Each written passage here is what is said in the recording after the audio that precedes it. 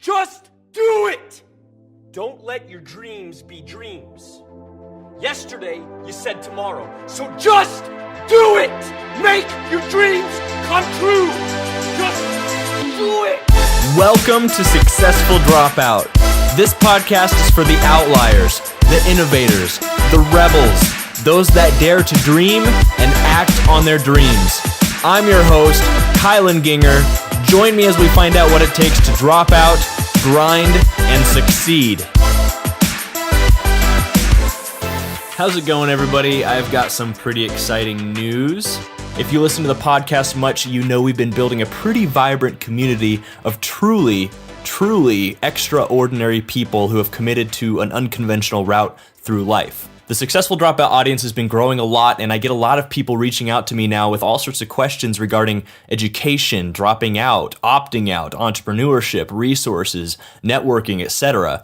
So much so that I decided it was time to create a more accessible community on Facebook so that we can all ask and answer these kinds of questions together, as well as celebrate our successes and encourage each other during inevitable adversity. So I've created a closed Facebook group, and I want to invite you to join it. If you follow Successful Dropout, if you resonate with our philosophy and want to help me grow this thriving community, go to successfuldropout.com/group. This community is for the rebels, the outliers, the innovators, the doers, and those who dare to dream and act on their dreams. If you're a dropout, an opt-out, if you're thinking about doing one of those things, if you're a parent, even if you aren't any of those things and you graduated school, I want to invite you to join. All that matters is that you resonate with the Successful Dropout philosophy and that you enter the group with the intention to provide value to the other members and not just receive value yourself. Again, go to successfuldropout.com/group to request admission. Once you're a part of the group, introduce yourself and get involved, and I'll see you there.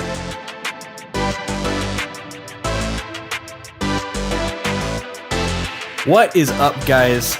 This episode is very, very special.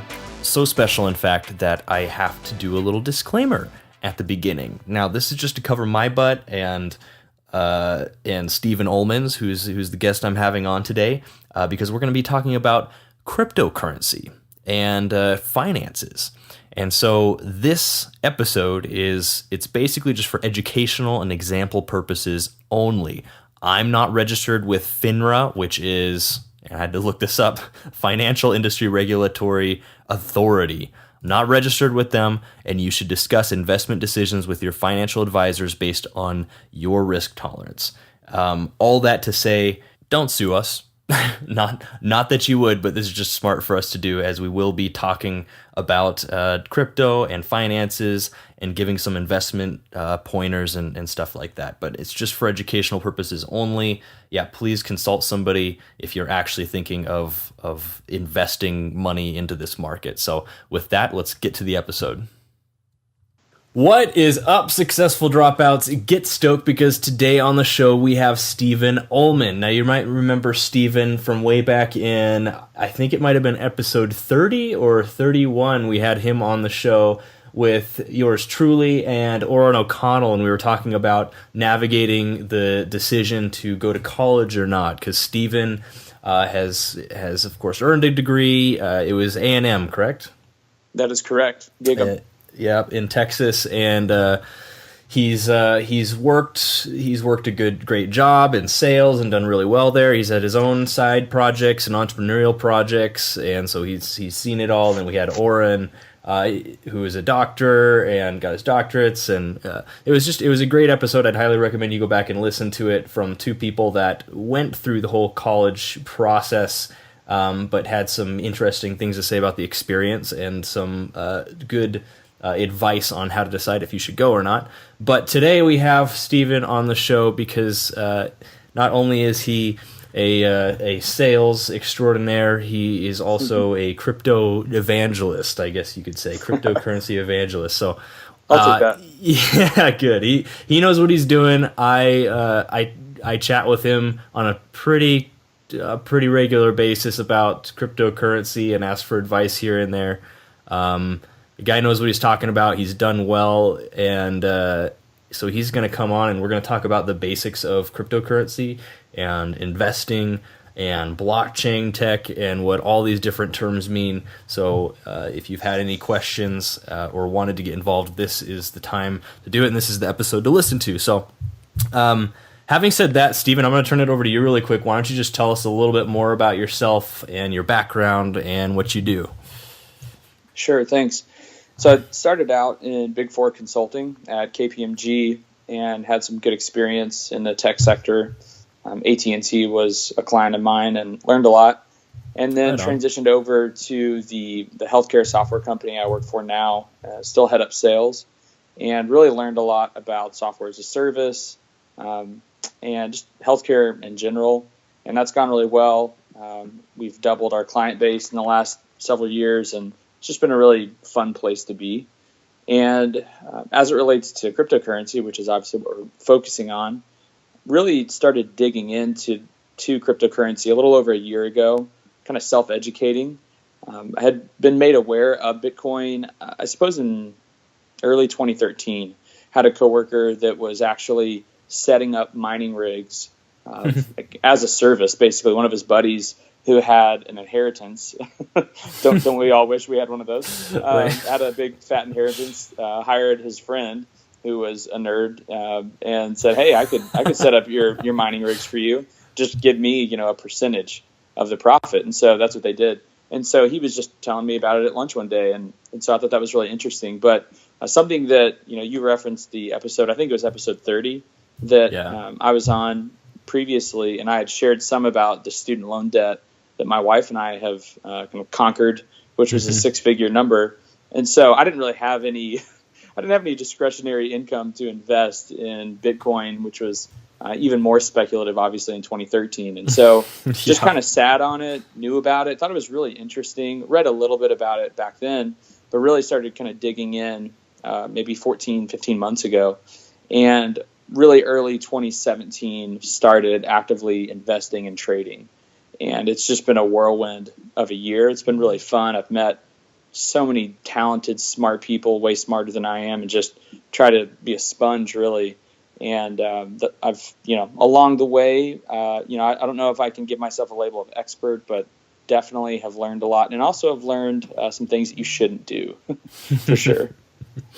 Yeah, honestly, you and me both, man. I think people who listen to the show on a regular basis remember just a couple months ago my episode losing a couple Bitcoin due to logging into a phishing site, and it was just a bad ordeal. And that story went sort of semi-viral all over Reddit, and probably somewhere around 100,000 people, I think, have heard about this stupid mistake I made.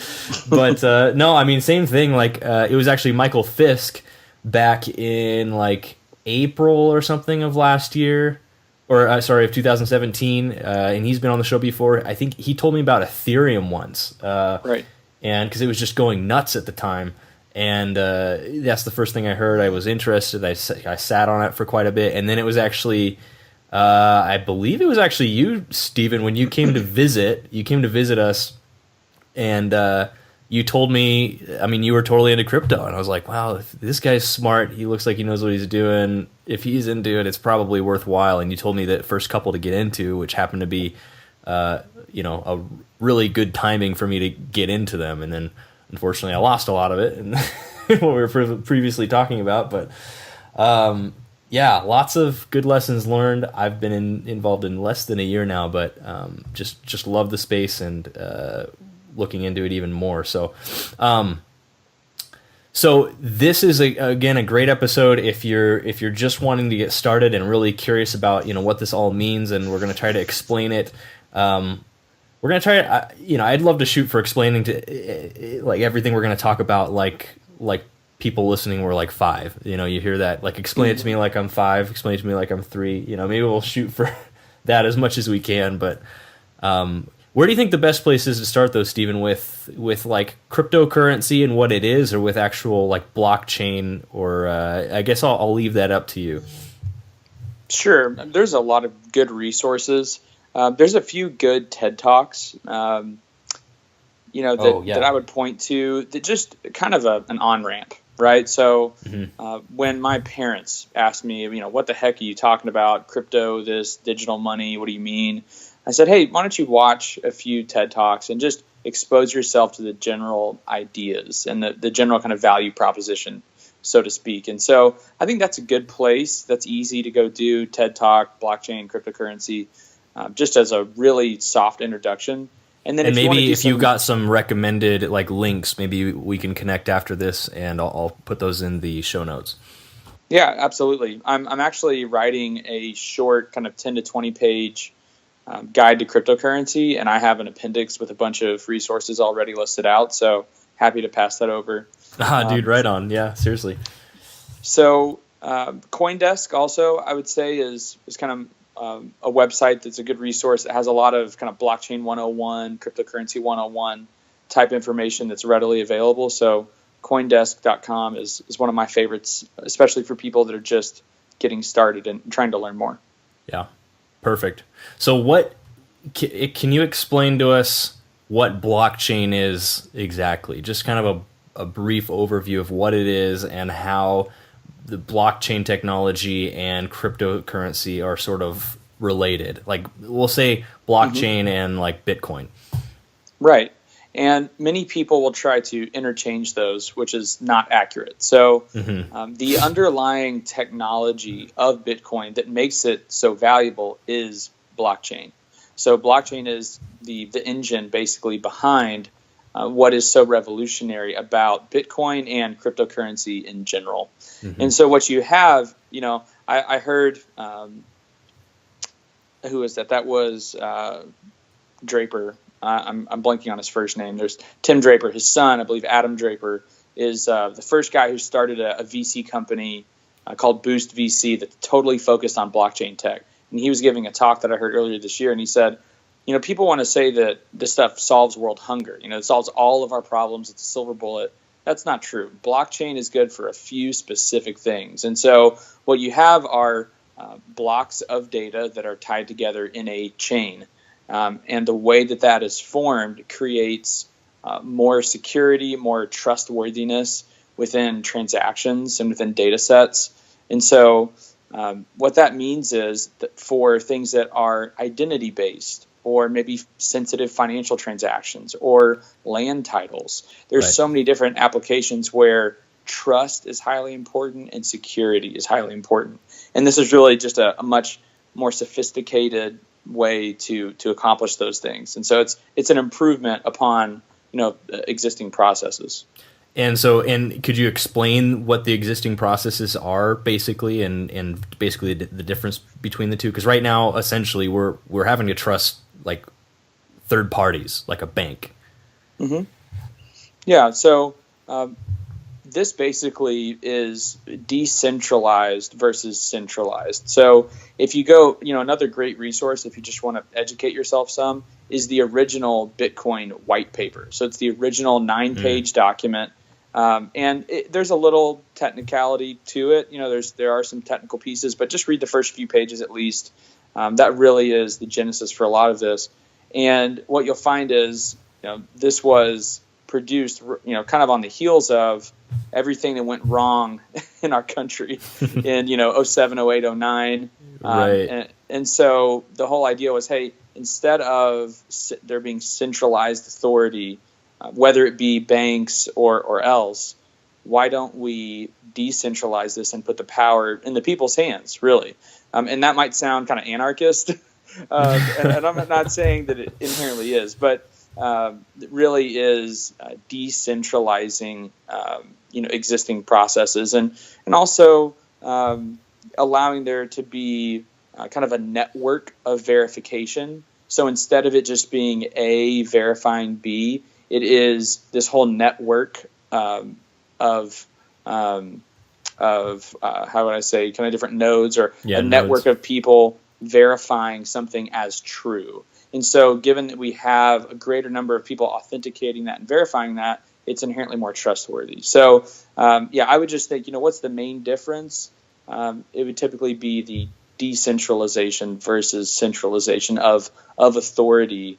And what I mean by authority is, right now we are placing a lot of trust in some central authorities and some of the main, most important things in our lives.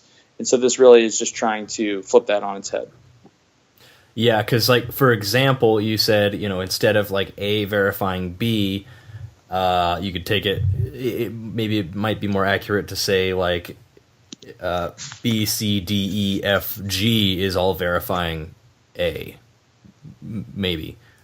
Sure. So basically, like there's a public ledger, and again, I just breaking it down different ways so people understand. There's a public ledger where if I send you a fraction of a Bitcoin, like 100 other people or more can verify that transaction and look at that transaction. Correct? Right. And the other main piece of that is that it is, you'll hear the word immutable or immutability, which is just a fancy word for, the data that's been recorded in these blocks that are tied together in a chain. They can't be altered retroactively. You can't. Yeah. And so when it comes to actual cryptocurrency, and again, we can just talk Bitcoin since that's probably the main one that everybody's been hearing about, especially in recent months. When it comes to Bitcoin, like I feel like one of the first questions people have is like, what gives it its value? Like right now, if you have people would say like the dollar is sort of backed by gold, or but what is Bitcoin backed by? Like what makes it anything more than just a piece of code, I guess? Right. I mean, you'll hear a lot of people refer to Bitcoin, even well-versed people in cryptocurrency in that space call it or refer to it as digital gold. Right. And so there's a lot of different takes on this, and there's a lot of naysayers. There's some people that have been around the block, that have been around for decades, that will call it a fraud, and they'll say things that I don't necessarily agree with. But ultimately, change is hard for people, right? So as it relates to Bitcoin and its value, you have to think about, gold right now is $7.5–8 trillion in value overall. But if you think about a piece of gold, why did we as humans ever assign it value? Right. And this gets into, I don't want to dive into the weeds of, fiat currency and gold and all that. We don't have to go there. But ultimately, Bitcoin is a different way. It's a decentralized way to store wealth. And I think it's appropriate to refer to it as digital gold. The one thing that I think is a challenge for people to really get behind that, like if we were going to try to play devil's advocate, is that right now, man, it's pretty volatile. If you look at gold, it's pretty stable. Bitcoin is volatile, and there's no denying that. But I would say that it's been rising recently because people are realizing how valuable it is and how important it is. And you've got lots of people in places that have corrupt governments that have been able to kind of hide their wealth and secure it. Right. Look at Venezuela as an example. There have been some really interesting articles that people have written just in that country alone that have used Bitcoin as a safe haven, right, to keep it away from corrupt entities and governments. So, where does the value come from? It really comes from the freedom that it allows as it relates to controlling your own wealth. Yeah. Yeah, I like it. And even go back to as basic as what you said, like who decided that gold was going to have a certain amount of value? It's a lot of it is because money is valuable not because it's like intrinsically valuable necessarily. It's valuable because other people think it's valuable. And again, it sort of goes back to this whole trust thing. Yeah, we've all agreed that it does, right? And that's the standard that we've created and have consensus around. And one thing I do want to talk about for a second is the whole idea of it being a bubble, right? Bitcoin or cryptocurrency. Which I don't even know much about this or why. Like I don't know what to say to people that say it is. So this will be good for me too. So a couple core thoughts. One, everyone wants to refer to the tulip mania from several hundred years ago. So that was a very short period of time. That was about a 6-month window of time. And it was not backed by transformative technology. And, Bitcoin's been around for 8-9 years. So it is coming into, I think we're arriving at a place of prominence and stability and adoption. We're getting there. But this is not just been created and spun up in the last couple of months, and we all decided that it was valuable. Whereas I would say that kind of the tulip mania was backed by nothingness. And it was a very short period of time. So I think that's a very poor comparison. And as it relates to the value, today, all cryptocurrencies combined, which there are over 1,000, and that might surprise people. It's not just Bitcoin. It's not just, a few others that people have heard of, like Ethereum or Litecoin. Right. But there are, over 1,000, and that number will continue to grow. And that total market cap, like if you think about all the coins and you add up all the prices for all those, it's about to hit $500 billion combined. All of these different types of technologies, and some of them are for very specific purposes. Whereas if you look at just gold, which is just for storing wealth, people don't transact much with gold. I mean, I know it happens. People want to argue that. Unless you're Ron Swanson. Right. I mean, come on. But, gold is really used 99% of the time as storage of wealth, and that's about a $7.5 trillion market cap. So when I think about $7.5 trillion versus, not even $500 billion, I see cryptocurrency growing I think that cryptocurrency combined, when you combine all of them, will eventually eclipse gold's value in and of itself. And that will take some more time, a few more years, I think. But that's where we're headed. And it is insane. But you also have to realize that they aren't all just for the purpose of storing wealth. Many of them have very specific functions and purposes that are better versions of technologies we already have. Yeah, so that's kind of what I wanted to go into next. So we've talked about Bitcoin a little bit, where the value is.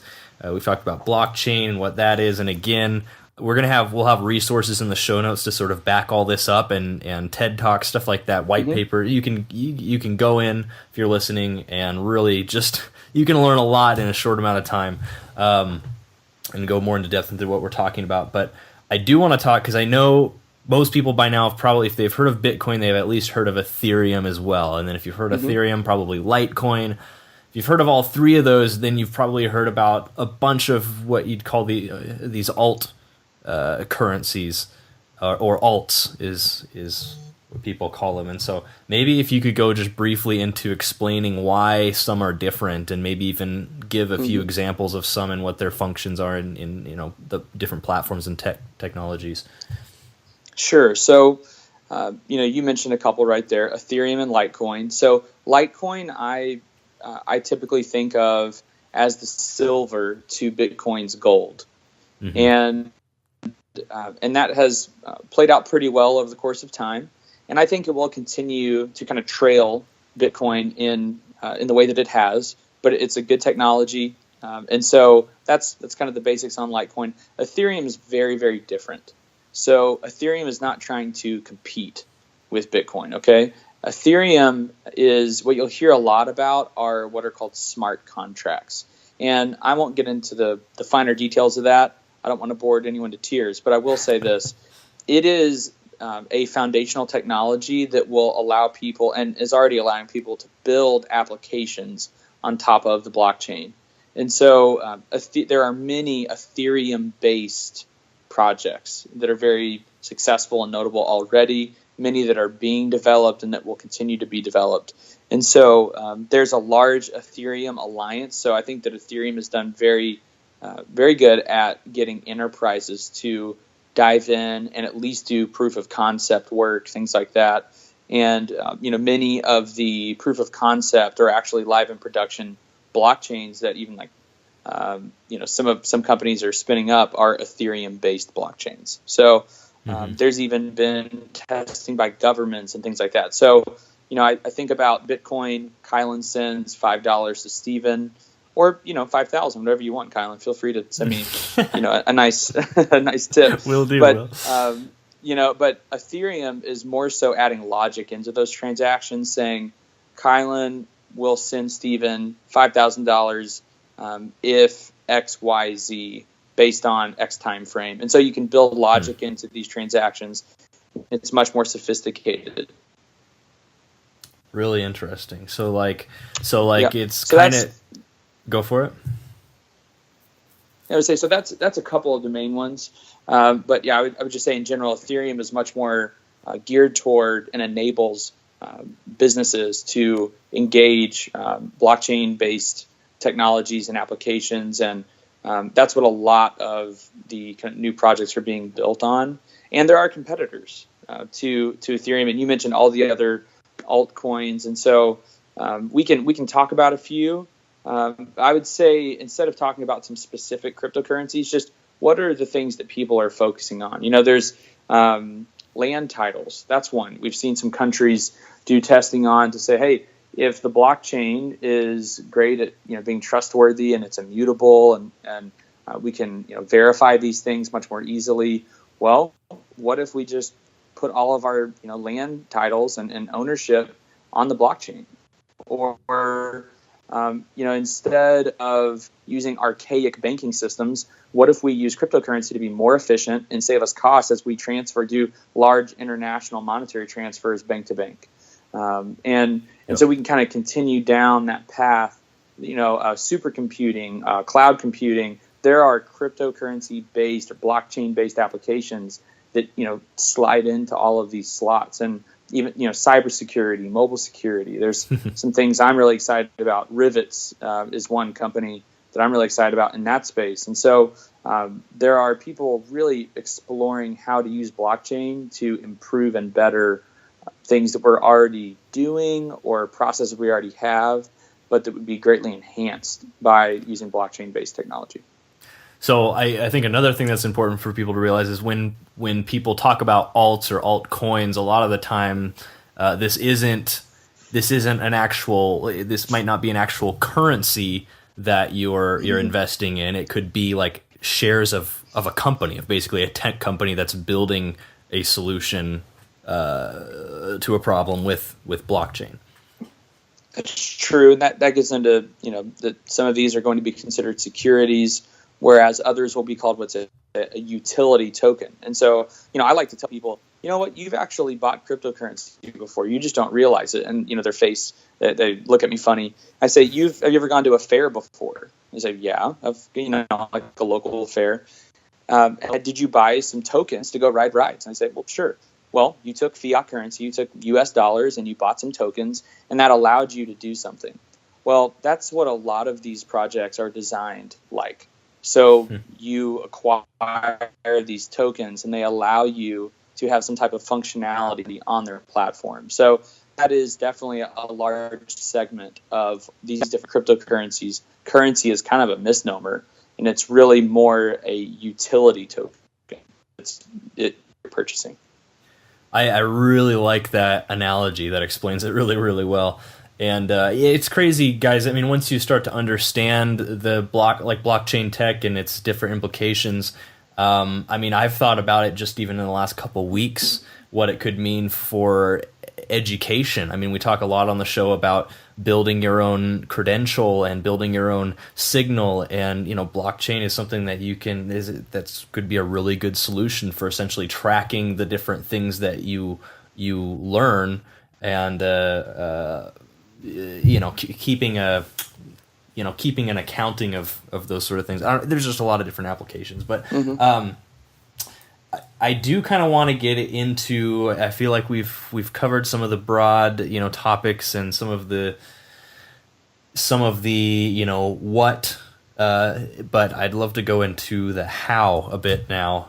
And so for people listening, say somebody's listening, they're intrigued, they have maybe a few $100 extra bucks, and they want to get involved and just see what it's all about. What are some of the first steps they should take? Let's talk like practically, like is getting a Coinbase account a good first step, and then from there maybe let's go on to some basic investment philosophy specifically for the crypto world, because it's a little bit different than stocks, and we can get into why that is too.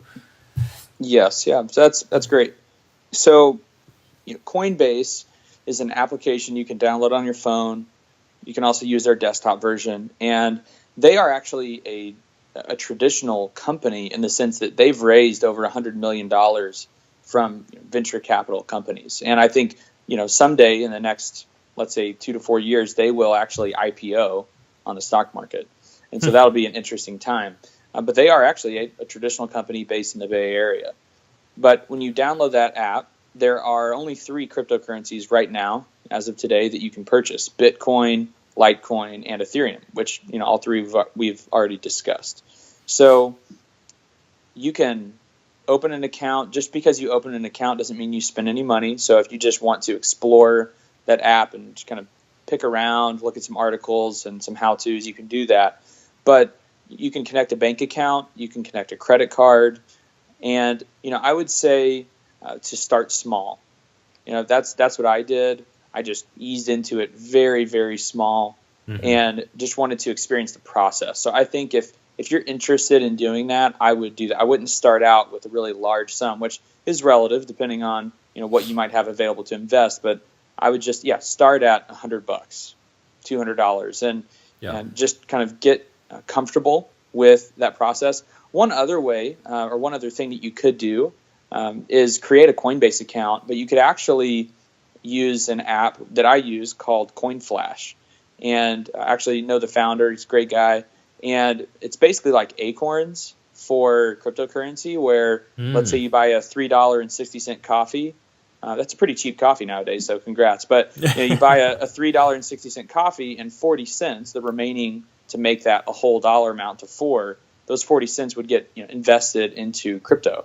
So that's another way if you just want to start small, those small little pieces of dollars that will, I think, weekly or monthly, they'll end up creating a transaction through your Coinbase account. So if you want to start that way, you could.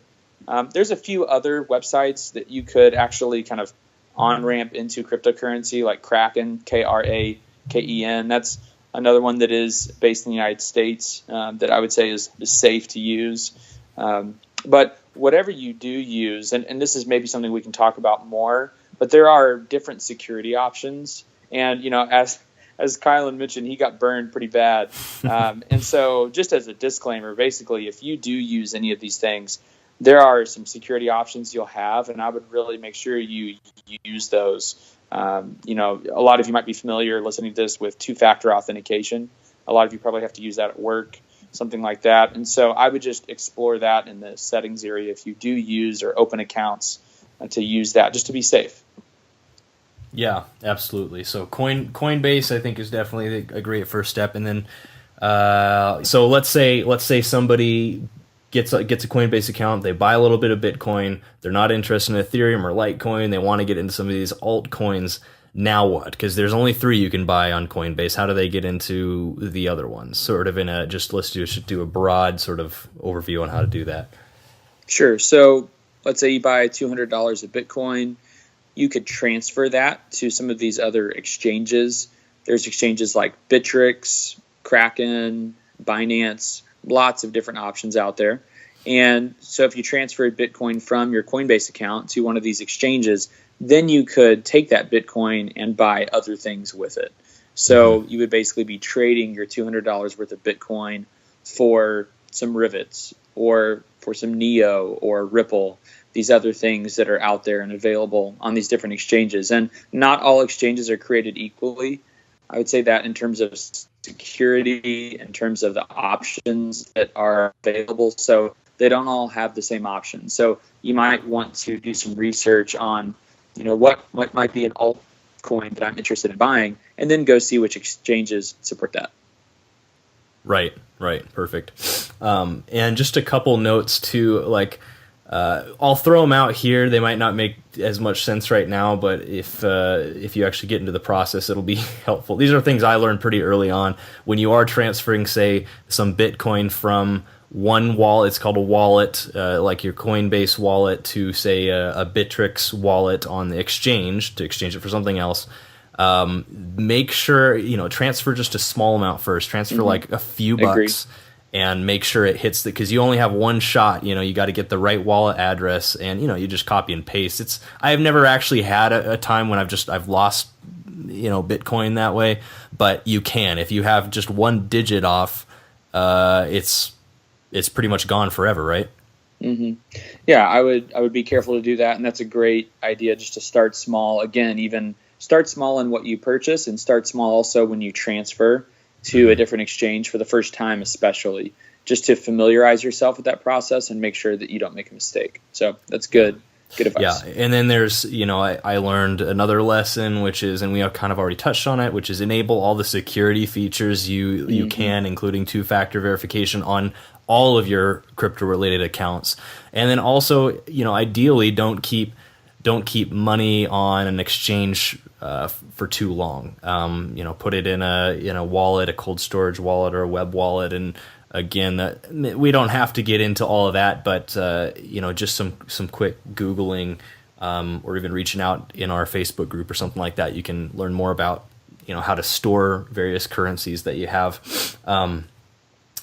Those are just some pointers, all things that I didn't do. Also, like when you are going to these exchanges or to Coinbase, like bookmark them, make sure they're right, and then bookmark them. And better yet, use a password manager like LastPass. Because my big mistake was I had all my money on the Bittrex exchange, and I logged in from my phone. I was super distracted and I wasn't paying attention. I went to the URL bittrex.me. And, these sites are set up to look identical. And I logged in, they snagged my information, and then logged into my real account, withdrew everything in like 15 seconds. And I was locked out of that account, didn't find out about it for like 5 days afterwards. So those are just some pointers for those of you out there. Don't lose your money. That's right. But so I know, Stephen, you're a smart investor. You sort of have a philosophy around, I imagine you do, around investing in crypto, and I know you have sort of a process by which you discover new technologies and coins to invest in. So I'd love to go into that, and then you can share some of your story as well too. I know you probably don't want to mention any like hard numbers, but maybe some percentages, sure, stuff like that you've been able to gain, because I know you've done pretty well. Sure. Well, I'll start out talking about just some kind of philosophically, how I think about purchasing cryptocurrency. So there are some people that have been written about that have sold their home to buy cryptocurrency. People, I know a guy that sold his truck. I know a guy that sold his truck and he bikes to work, which, hey, bike to work, that's great. Get your fitness on.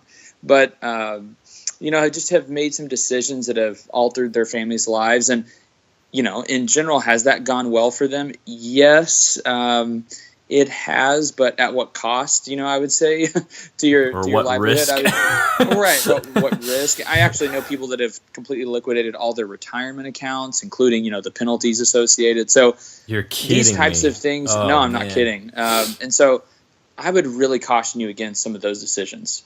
I think the way you should think about buying cryptocurrency is similar to investing in the stock market. And what I mean by that is, do I have discretionary income that is investable? If you have serious consumer debt, I would encourage you to pay that down. If you have, I have a background with, significant student loan debt, I would encourage you to pay that down first. And so just some of those things, I would be careful. I would take time and just, invite even, some of your close friends in, or maybe a mentor to just advise you, should I do this? If especially if you're talking about a serious amount of money, which is different for different people. But I would not rush into it. I would learn about the technology first, and I would consider what your current financial situation is. And if you have, some ugly debt, you could talk about a mortgage, and if that's, it's a different kind of debt. But I would just, think of paying some of those things off before diving into crypto. And people will argue and say, well, but I could make so many multiples and get this money and then pay off my debt. Yeah, but you could also lose money. I've definitely had some bad trades, in the last year. So I just, it's kind of my general philosophy. And when people ask me if they should buy crypto, I ask them a few questions like that. Just say, what's your current, setup in life? How you doing? And should you even really consider doing this right now? So And then, as it relates to purchasing different cryptocurrencies, there are what you might think of as like blue chip or, some of the more prominent and dare I say stable, but more prominent, popular cryptocurrencies like Bitcoin, Litecoin, Ethereum, Ripple. There are 5 to 10. A good place to go do some of that initial research is coinmarketcap.com, because you can see the order of the magnitude, or the market cap that these different cryptocurrencies have. But, at this stage, what I'm looking at are for opportunities to achieve several multiples of my investment in that cryptocurrency. And so there's a lot of different factors. I want to see that whoever the team is, that they have a background in technology, right? That, cryptocurrency is pretty new. So maybe it's their first project, and that doesn't scare me away. But do they have a good background in tech? As it relates to them communicating, are they communicating regularly? Do they actually answer the hard questions? Things like that. And there's a lot of people that use Telegram and Slack for their community relations and things like that, which I think is great. And so that's just the first 1 or 2 things that I would look at real hard, because if those aren't there, I basically just move on. And so after that, then I start to look at, what is the availability or the scarcity? So with Bitcoin, you might be surprised to know that there's only going to be 21 million Bitcoin ever. So it's inherently scarce. Now, some cryptocurrencies have a much larger, 1 billion coins, or there's actually one cryptocurrency with 10 trillion coins. So, wow. You have to understand that the supply or the availability can be very different. And so what I like are cryptocurrencies that have very low supplies, which it introduces scarcity into the equation, into that investment thesis. Mm-hmm. And then, I'm also looking at, coinmarketcap.com. I like to look at least, starting at after the first 100, looking at those lower market caps that are at 5 million market cap, 15, 25 million. And those, believe it or not, actually are small compared to, some of these cryptocurrencies. So those are just a few things that I like to consider. What's the supply? What's the team like? Are they communicating well? And then, the last thing I would say is, and this depends on your level of experience in technology and things like that, but what is the problem that they're trying to solve? Is it a solution looking for a problem, or is it actually a problem that needs to be solved, or something that needs to be greatly improved upon? So I mentioned rivets earlier, which I'm a big fan of, because I think what they're doing is introducing a much more secure way to go about using your phone. I think just from a mobile security standpoint, whether it's cryptocurrency or else, I think what they're doing is much better. We talked about two-factor authentication. I think that will become seen as a better standard than two-factor. And so things like that. I want to find people that are really making a difference, taking big steps and improving something, or doing something altogether new. But that's kind of my general philosophy when I start to think about investing in new cryptocurrencies. Yeah. So from the first time you invested, like from that initial investment, how many X you think? Like how well have you done, basically, without telling us hard amounts? Sure. Out of curiosity. Yeah, I would say this just to kind of give you basic ideas. So I was going to buy, which I think real estate's awesome. I think there was just recently an episode on real estate with my friend Zach, and so he's done very well. And so I'm a big fan of real estate. But I offered on a house. It was going to be an investment property, and I didn't get it. And I actually took a small percentage of that, and that's what I started out with on Coinbase, right? And over the course of about 2 months, I ended up taking about 80 or 90% of the money I was going to put down on that house and moved it into cryptocurrency. So, depending on how familiar you are with real estate investing and the prices of homes, you could probably get close to a number there, right? And I'm about 10 or 11x, up from that original investment. And the funny thing is, and I'm not mocking traditional markets, because I also invest in traditional, stocks, bonds, things like that. And so, if you do 15, 20% in those traditional markets, you had a great year. Yeah. If you only do 15 or 20% in crypto, you had an awful year. Like, what did you do?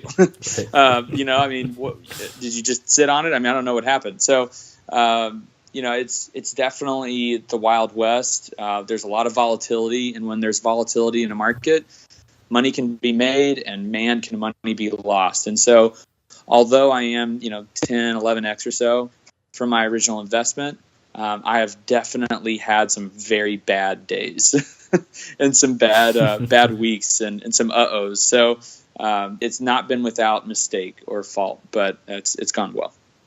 So I want to talk about that a little bit, because once people they make that first initial investment into Bitcoin or something, they make a little bit of money, possibly they move it on to something, they start putting more money in. Now we're more involved, and now you're actually you have a little bit of money, enough to where it's going to be painful to lose, and the markets are just going crazy. I mean, we've seen even just recently some pretty drastic dips and pumps and stuff like that in the market. And so maybe talk a little bit about that. I know people have probably heard these terms like FOMO, FUD, what do those mean? What should you sort of avoid, and what's sort of the general approach you should take? And let's say, maybe talk about the difference between trading and holding or long-term value investing. Right. So I'll tackle some of those acronyms first. So FUD is fear, uncertainty, and doubt. And so what people will do is they will spread FUD. There'll be something from the SEC, some article that comes out, or, just people claiming that there's, blood in the streets and everything's going to go south. And it's typically unjustified uncertainty and doubt that they're spreading. And so that's FUD. FOMO, which can happen in all sorts of areas of your life, fear of missing out. So the fear of missing out with cryptocurrency is typically, oh man, I just looked down at my phone and XRP is up 30% in the last hour. I'm going to go buy that. No, don't go buy that in the midst of it skyrocketing. That's a really bad idea. You're chasing the thing that is, maybe at its all-time high, or, it's dramatically jumped. That is not when you should buy. You should buy the dips when these things that we know have, stable values have dipped below that value.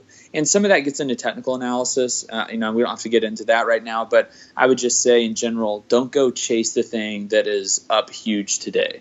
That's a bad idea. That's FOMO. And I have been guilty, especially early on, of doing that. Same. And then, kind of the opposite of that is some people, just say to hold, to buy and hold.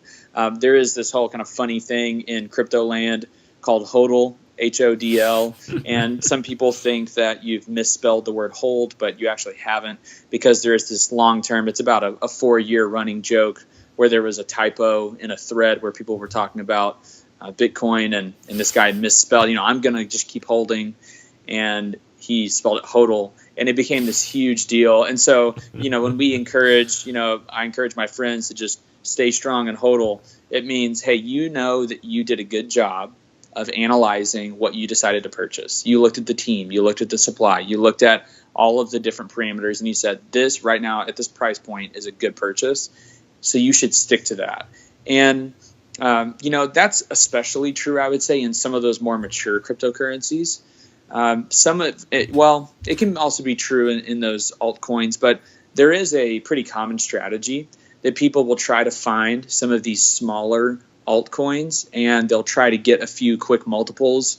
So I got 2 or 3x real quick, and then they will dump those gains back into some of the more mature cryptocurrencies. So they'll buy something like Rivets and hope that it goes up 2 or 3x pretty quick, and then they'll take those gains and move it over to Bitcoin. So that's a common strategy.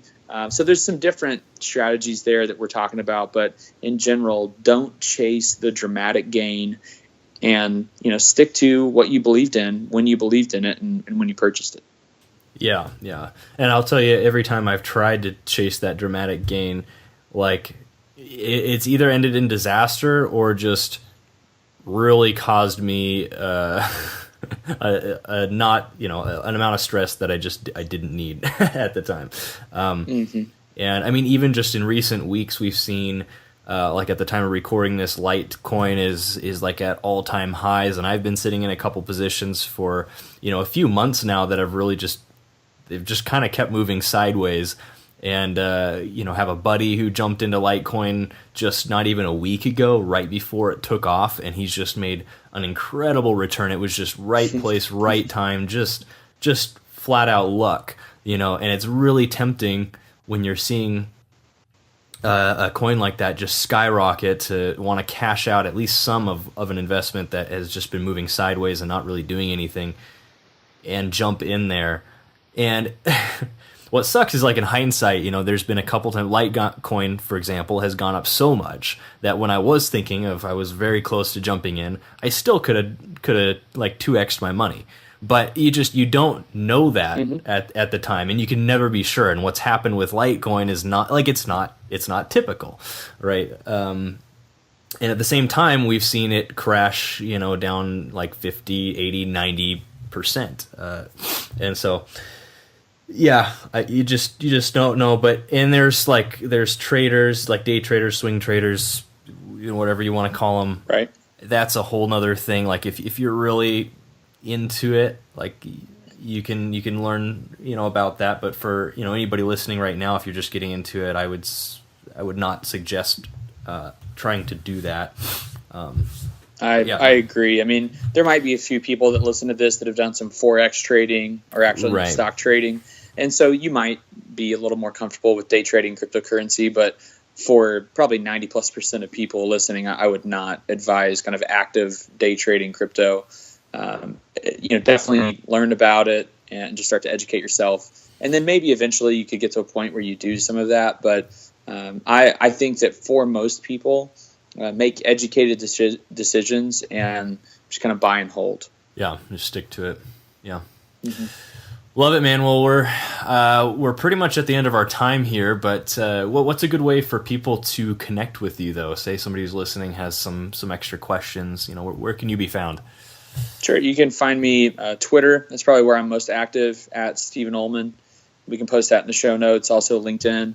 And so that's a couple good places to connect. And I love helping people out, answering questions. That's why I'm putting together that short guide, just so I get so many people calling me, texting me, say, hey, I just want to hand this to people to help them.